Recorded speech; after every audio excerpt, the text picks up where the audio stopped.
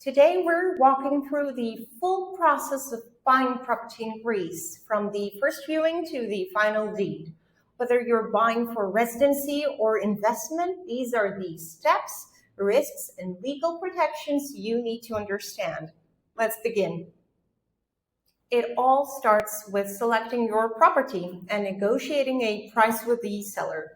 Once you reach an agreement, your lawyer or representative will request key documents from the seller, especially the property deed. Now, unlike countries with a single title page, Greek properties come with a chain of documents, usually 20 to 30 pages long. This bundle outlines who owns the property, what's been built, and whether it's legally compliant. This is the foundation for your due diligence. Your lawyer now steps in to do a legal review. They will check the local property registry and the land cadastre, which might be in different locations, so this stage can take a couple of days. The goal is to confirm clear ownership and spot any legal red flags.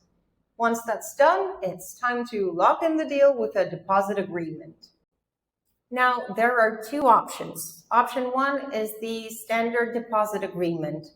This is quick and simple, but offers weak legal protection. If the seller backs out or sells to someone else, you could end up in court for months trying to enforce your rights. Even if the contract says you get double your money back, a court may not honor that clause. Option two is the promise to sell agreement. This is the gold standard, and it is highly recommended. It is drawn up by a notary and is legally enforceable as if a court had already ruled on it. If the seller breaches the terms, you can go directly to enforcement. No need to sue first. The penalties are also binding. The contract says they owe you 10 times the deposit. They legally have to pay it. Now, let's talk about the notary's role and the sale day. In Greece, all property sales go through a notary. The notary represents the state, but they also tend to protect the buyer more than the seller. Why? This is because the seller already knows the property's history and flaws, but the buyer doesn't. So the notary's job is to ensure everything is legal, transparent, and properly documented. In the days leading up to the sale, there is a communication storm between lawyers, the notary, the bank, and both parties to prepare all of the documents.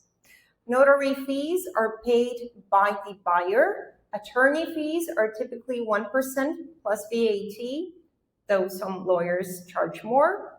That 1% covers legal checks, coordination, and making sure the purchase is fully secure. 2 or 3 days before signing, the buyer must also pay the property transfer tax, which is 3.09%. If done by bank transfer through a lawyer, processing takes just 1 day. Paying by card is faster because the payment is immediate. Now, a few things about sale day logistics. The day before the signing, the buyer visits their bank to request a block bank check for the balance minus the deposit. On the sale day, this check is handed to the notary. The seller signs the sales agreement and the deal is officially closed. But you're not done yet. Ownership isn't fully transferred until the deed is registered with the cadastre. This is your lawyer's responsibility, and if anything's missing, the cadastre office can reject the transfer. Your accountant will then register the property with your Greek tax number. And finally, if you're buying for residency by investment, your lawyer will begin that separate application process. Here's what matters most. Always insist on a promise to sell agreement. It's your strongest legal safeguard. The notary protects the buyer, but your lawyer is also essential for legal checks and communication. Watch the timing of your tax payments and bank procedures to keep everything on schedule. And remember, the sale only becomes official once the cadastre registers your deed. From property search to residency application, every step of the way matters.